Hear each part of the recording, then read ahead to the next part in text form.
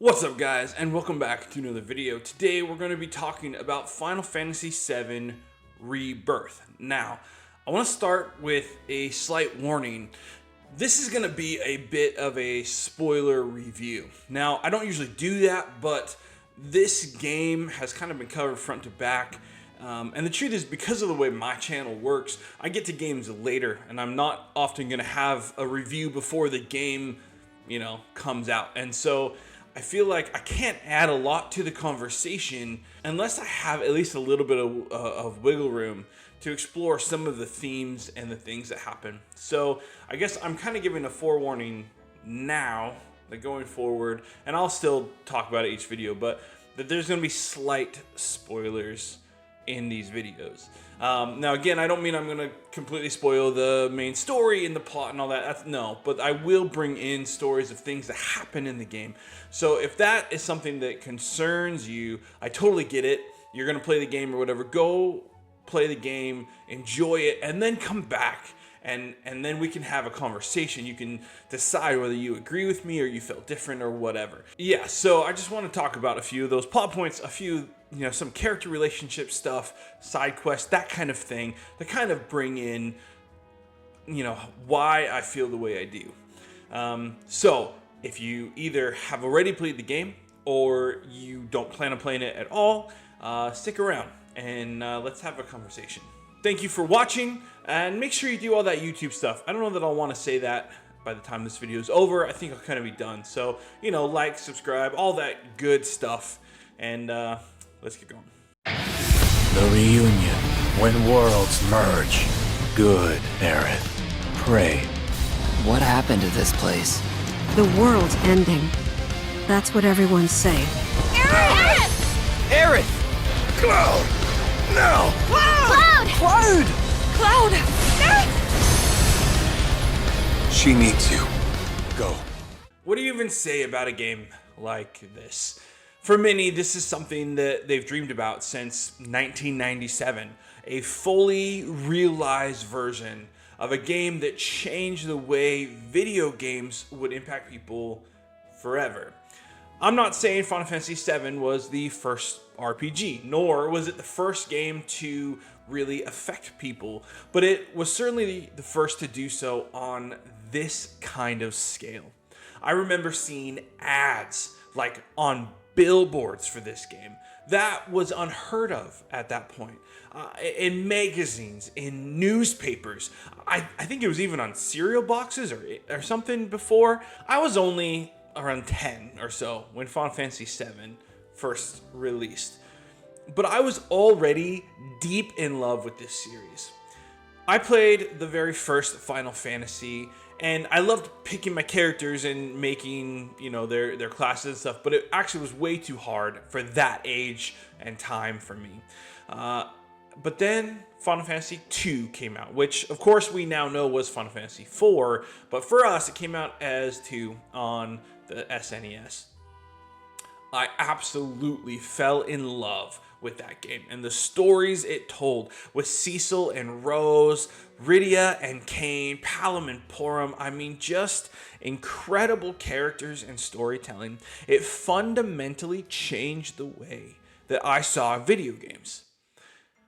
From there came Final Fantasy III, which again we now know is 6, but it came out as 3 and told a new kind of story with a huge scope encompassing all these characters. This medium again was shook up by the way they told stories. Were there other games doing stuff like this? Yes, but there's nothing of this caliber came out other than these. After 6, of course, we get to 7. Now, this was many people's first Final Fantasy, and so consequently, between it being the first and it being a really good one, it is many, many, many people's favorite game, favorite Final Fantasy, possibly favorite game ever. It was the first on the PlayStation console. It was the first on a disc, and it came on like 3 discs. It was huge. It had this super cool poster that was folded into the manual, and the manual itself had this crazy art and just like awesome stuff in it. The game was 3D, ish, right? Pre-rendered backgrounds, polygonal characters. I don't know how you say it. Whatever. But when you got into the fights, the characters looked so cool. And for the first time, my brother and I found that we were not the only ones who played these kind of games.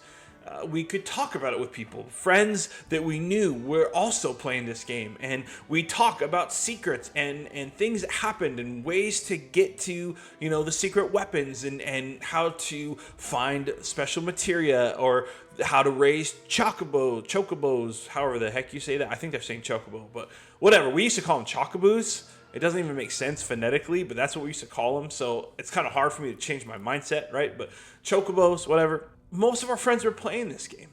And so we trade secrets and we talk about the game. It was a moment in time. It was so impactful that it was everywhere. Now, we fast forward, and in 2015, Remake was announced. Just this incredible retelling of the story where characters are fully realized. For those of us who were really in deep, we had seen Advent Children and what these characters could look like, and to have a game with them that looked that good blew us away. That was a special moment. I remember at E3 people going crazy when they saw this remake. But then, of course, it got delayed and delayed and delayed and delayed. And the hype cooled quite a bit. When it finally released in 2020, it sold crazy fast early. The sales died down much faster than we thought would have happened. Now, personally, I loved Remake. It wasn't perfect, but it was good. I really, really enjoyed it. But having it only be in Midgar, that was tough. It felt rather claustrophobic, which I think is somewhat what they were going for, but it did make it tough to kind of work through the 30 to 40 hours of that game. But looking around and seeing the buildings, seeing the plates overhead, the depth of the city, increasing the depth of characters, and seeing their families of like Wedge and Biggs and Jesse, it just made them feel so much more real. These characters were they're not throwaway, but they're barely in the original. I went back and played the original recently, and you don't know them, but in Remake you get to know these characters, and it makes them feel so much more alive. And then when things happen at the end of what would be the Midgar section, right, of the original, what happens in Remake at the end of the story becomes so much bigger than it was at the end of the 4 hours in the original. And that was probably my favorite thing about Remake, that they could go deeper into stories and make the people feel real. It makes situations and story moments hit so much harder. When you start Rebirth, you are just getting out of Midgar and out into the open air, which right off the bat feels incredible. You're leaving that claustrophobic, Midgar situation and into this beautiful, lush landscape. It's gorgeous, absolutely gorgeous. The visuals really burst onto screen. It's completely breathtaking at times, full of vibrant color, and the landscapes that just feel full of life. If you're into virtual photography, the photo mode is stellar. It's one of the few games I've ever taken the time to take shots of. Yet piers that overlook the water, wide sweeping forests, awe-inspiring vistas, and rolling dunes that are there among many others.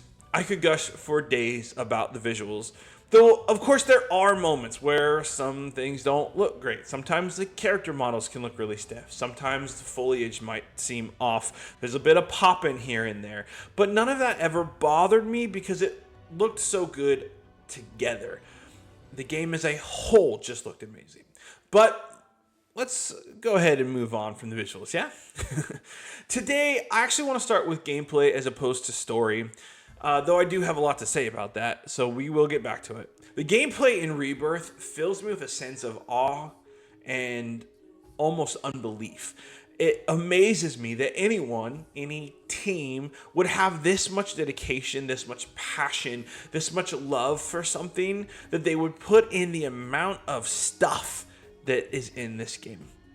It's not just the open world stuff, though that is there, and maybe even a bit too much at times. But what I'm talking about is the insane amount of little things that you don't even have to do. Fall Guys style minigame as a frog? Check. Tower defense slash MOBA where you have to place units in the right time in the right place? Check. How about the famous chocobo racing that could really frankly be its own game because it's essentially Mario Kart, but as a huge freaking chicken? Check. Spaceship dogfighting? Check. Motorcycle battle? Check. Dolphin race-ish? Check.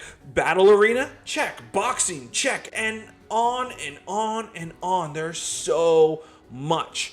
Every area would enhance the minigames or side quests in its own way. Did you know that if you finish all the Proto Relic side quests, it opens up a whole new area and boss? Because you don't have to finish that, but it does. Or if you follow the Queen's Blood side quest, you end up finding a character you know at the end who is somehow like magically possessed by one of the cards. And if you defeat her in cards, which is somehow like 30 times harder than every other card game up to that point, it was the only time I had to change my strategy the whole game. I figured something out early, was cleaning clocks and get to the last boss, and holy cow, could not do it. Had to reset strategy. I've watched other reviews and they talk about stuff I didn't even see or know about. There is so much in this game, and so much of it that you do not have to engage with. Though in truth, the Chadley checklist wasn't my favorite way to interact with all that stuff. It does give a way for all the open world things to kind of push you towards something. Most of the material you can create with Chadley as a result of completing that stuff is very useful, and you can't get it any other way. So it makes it worth it. It makes it feel like you're working towards something. But there's just so much. There's so many cool things that some aren't even on those checklists. They're just on their own. The item creation system is a whole nother thing that you can engage with, and it's like paramount. I don't know how people completed the game without it. I've heard some that did, but I can't imagine it because you can't ever buy enough items or get to the better ones or upgrade armor fast enough without that system. I was going in constantly making more ethers or better potions or better armor for more materia slots. It's quick, and you can easily tell what you can and cannot make. So you just get in, get out, and get what you need, or figure out what materials you need to get those things. Unfortunately, though, it does kind of force you to do these stupid chocobo side quests where you like sniff out digging spots to find better recipes. I hated those. Those were dumb. One of the few activities that I really didn't like. Speaking of chocobos, you had these side quests ish in each new area where you had to like catch the chocobo. I didn't like those either. Its stealth is bad and slow. You'd like fail and have to go way back. Dumb. I could have done without those. Just like let me find it or fight a battle or something and get them and then get on. But I get the idea. Some would say that the amount of small activities is a detriment to the game. I've heard a lot of people talk about it being too big and too much to do. But I would argue that you don't have to do most of it. You can beeline it through the story and not engage with most of those systems if you want. But if you're someone who loves the world, if you enjoy the systems and the puzzles, then it's there for you to enjoy. Each mini game or side quest offers so much that if you're someone who loves being in the world, the developers created ways for you to spend a lot of time in it. I get tired of the modern gaming conversations where everyone complains about games being too big, because I don't think that is most of the player base. I didn't do everything in this game, but I did a lot. And I think I might even go back and do the things I missed because I loved it. And I almost never do that. But I love these characters. I love the mini games, most of them, the puzzles, and engaging with this world. If you don't, that's totally fine. You don't have to. And both ways to play the game are totally fine. But for me, this game was an incredible achievement, and the amount they gave us to do is simply astonishing. I don't want to go into all the activities because you either probably already played this game or you don't care, right? And you're not gonna play this game. Most of the little side stuff is super fast. It's a quick little battle. It's finding this one little area and doing a simple thing, right? I mean, all of the materia, like growth things, have the same button press timing. You know, you have a little bit of button memorization for the summon quests. It's little stuff that doesn't take super long on its own. It's a big checklist for each area though, so there's a lot that you can do. But there's just so many little things that you could do over and over that don't even require that, right? Little mini games that you can just play for fun to try and get a higher score or whatever. And, you know, I understand why people might feel like that detracts from the main story. Because if you spend all your time in that, then yes, your story is going to feel long. But you don't have to. So, you know, I feel like too many people, and I have a video about, you know, playing long games, and feel free to go check that out if you're interested. But I'll leave that below the like button if you want. But I just think that reviewers right now are too focused on being able to beat a whole bunch of games that, while you don't want to completely take away the idea of bloat, they look at all side activity as bloat. And I just don't think that's true. Was there some bloat in parts of this game? I do think so, because there were parts where you were forced to engage with systems that were superfluous, right? But most of this activities was choice. You don't have to. So I just feel that detracting from a game because it gives you more options is a wrong way to go about reviewing a game. Okay, let's go to the story. I don't want to go too heavy into the story itself, just in case you haven't really dove into it, or you didn't play the original, right? Or a remake or whatever. But suffice it to say, I thought it was awesome. It's powerful, it's moving, and I just loved it. Pacing is probably something a lot of people will point to as an issue, as I kind of alluded to already, but I don't agree with that for the most part. And it's not because I didn't feel like the pacing was off at times, because I did. I do think there are times where the pacing was bad. But because I realized that most of the issues with pacing were of my own making. As I said before, you don't have to engage in the open world stuff. You can come back later. You could beat the whole story and come back and do that stuff. So I'd wager that most people that had a problem with pacing would feel differently if they just played the game differently. Admittedly, that is part of how an open world game works.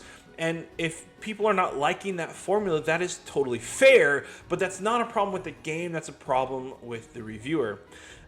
If you're in a publication like IGN or what have you, you might not have the option to not play the game and come back later when the open world stuff is more what you're looking for. But that is just the downside of that review churn that a lot of those outlets are forced to maintain. A lot of discourse has circled around there being too many mini games, which is silly. The original was stock full of mini games. They kept that spirit alive in Remake and in Rebirth, and I love it. That's exactly how it should be, I think. But if you don't, you only have to engage with a few, and then you just scoot on by. Depending on your love for these characters and enjoying the offbeat moments or not, you may still feel like the story drags in areas. But I would challenge you to engage more, because they will make you feel more and more in love with the cast. If you've played the original, and especially Remake, then the story will follow a similar trajectory. As in Remake, it takes the story of the original and tweaks it in subtle ways, making the overarching story something new and interesting. But honestly, what really makes a game is the characters. Rebirth brings in fan favorites, but more importantly, it focuses on building relationships between the characters. Yuffie and Barrett, or Tifa and Aerith, or Red 13 and Barrett. Even Kate Sith was fleshed out. I still don't like him. I wish I never had to play as him, but the character has way more depth than he had before. The side quests in the game bring in one of the characters to connect you with. Like, there's one where an old lady asks you to catch her chickens, and Red 13 helps you out by sniffing out the chickens. You go, you do this dumb little lure thing, you get them back to the old lady, and bring them all back, and he's all proud because you're helping to save this lady's beloved pets. Once you deliver them to the lady, she thanks you by making a mouth-watering chicken dinner. Yeah, it was so unexpected, it kind of knocked me over a little bit. And Red then talks to Cloud, and he's conflicted because he realizes that those chickens would not be dead had he not helped find them. But he also really loved the dinner. And it's silly and surprising, but it also draws out more of Red as a character. There are moments with all of the cast like this, and if you dive into them, it further develops each of your party members and makes them all feel so much more real. There were moments with Tifa that I loved. One about the Condor in particular. There's ones with Barrett, who I really fell in love with in this game. I said on a podcast with my brother that Barrett in the original was not one of my favorites. And I know some people get pissed off about that, but whatever. He just wasn't. But in Remake and Rebirth, I feel like he has really come alive to me. And part of it might be my place in life as well, but man, he's so relatable in this game, I feel. If you don't like this cast for whatever reason, then this might not appeal to you, but if they even have a snippet of your heart, then these activities are well worth the asking price.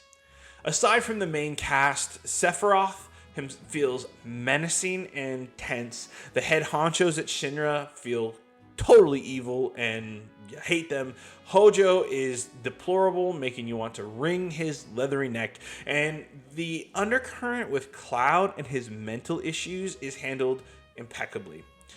I think Final Fantasy VII has always been loved for its cast of characters as one of, if not the defining feature. And Rebirth only furthers that. You feel like you're doing something important with people you really care about.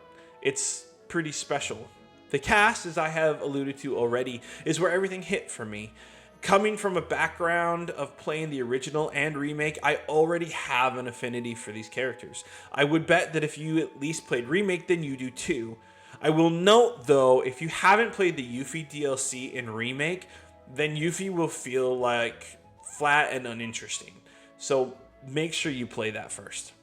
When it comes to the main story, I actually thought it really hit pretty well in most cases. I've heard some flack given to the story with Barrett and Dyne, and I frankly don't get that at all. I found that story incredibly moving.